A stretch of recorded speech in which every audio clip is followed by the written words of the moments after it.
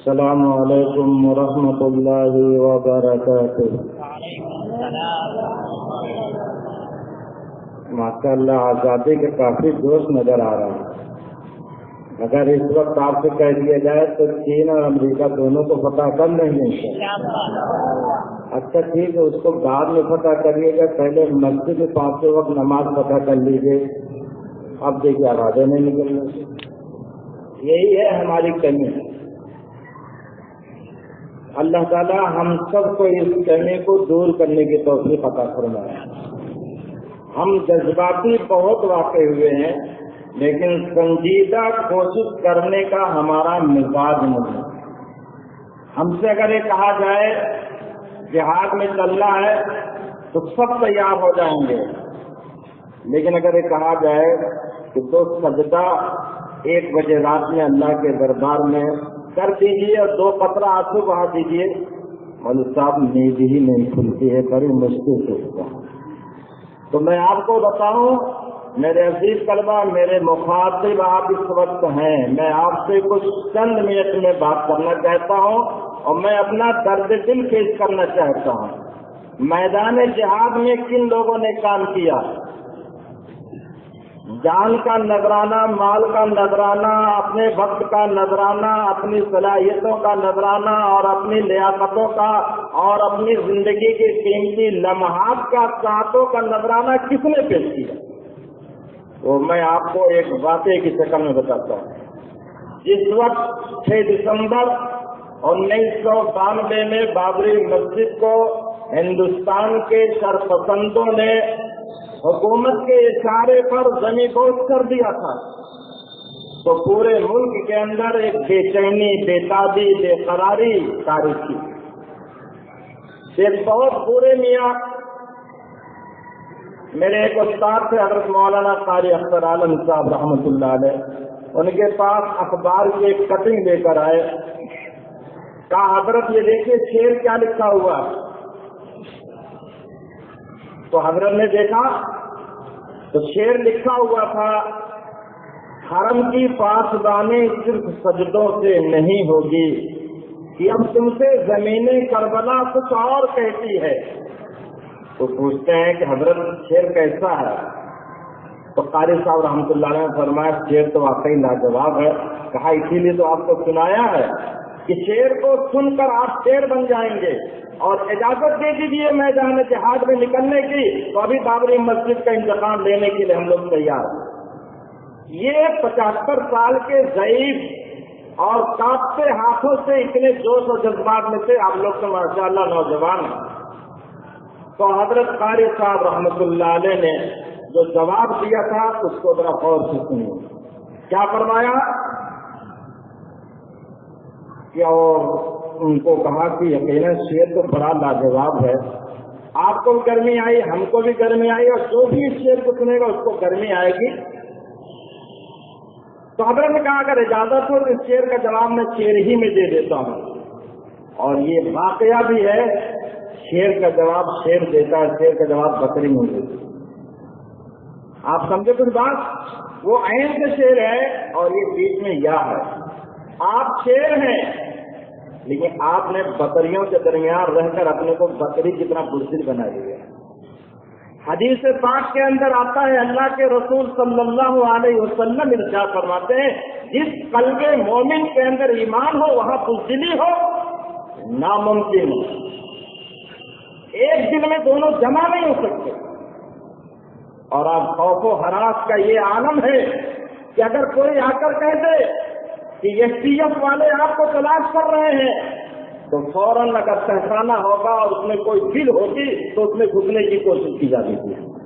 حالانکہ کہنا یہ چاہیے یہ پی ایف نہیں، پوری دنیا کی طاقت اگر تیار ہے مجھے تلاش کرنے کے لیے تو میں باہر ہوں، اپنا کفن اپنے ہاتھ میں لے کر آؤ۔ میرا تو یقین ہے موت وقت سے پہلے نہیں آتی، مصیبت وقت سے پہلے نہیں آتی، آزمائش وقت سے پہلے نہیں آتی، اور اللہ کا یہ فرمان کن کے لیے ہے؟ نیک بندوں کے لیے ہے۔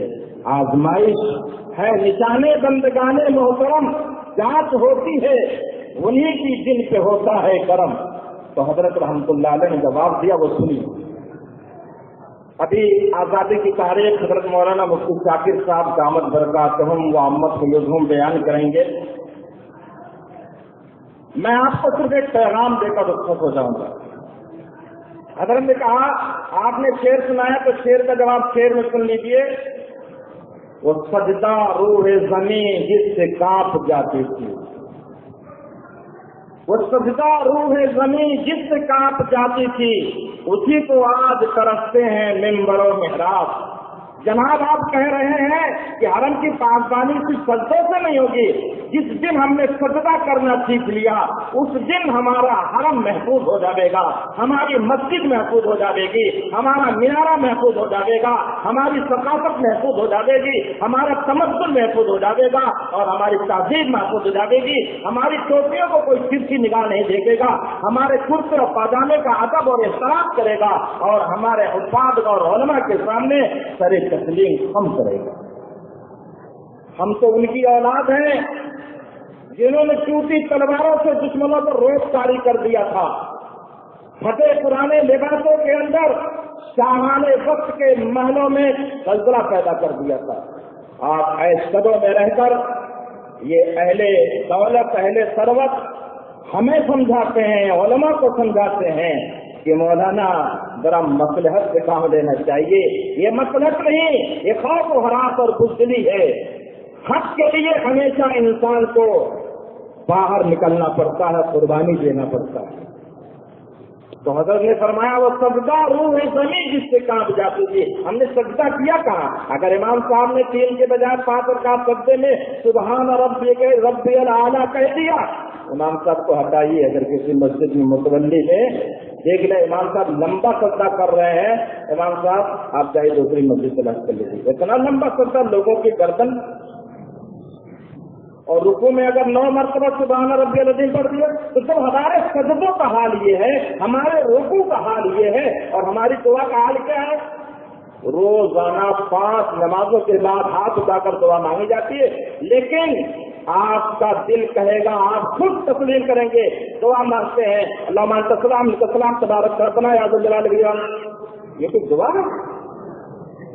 یہ کوئی دعا؟ ذرا آپ جائیے کسی مالدار کے پاس اپنے مدرسے کے چندے کے لیے اور کہہ دیجیے مالدار صاحب مدرسہ بننا چندہ بے نظیر کے لیے جا رہا ہوں، دے گا چندہ؟ ملے گا؟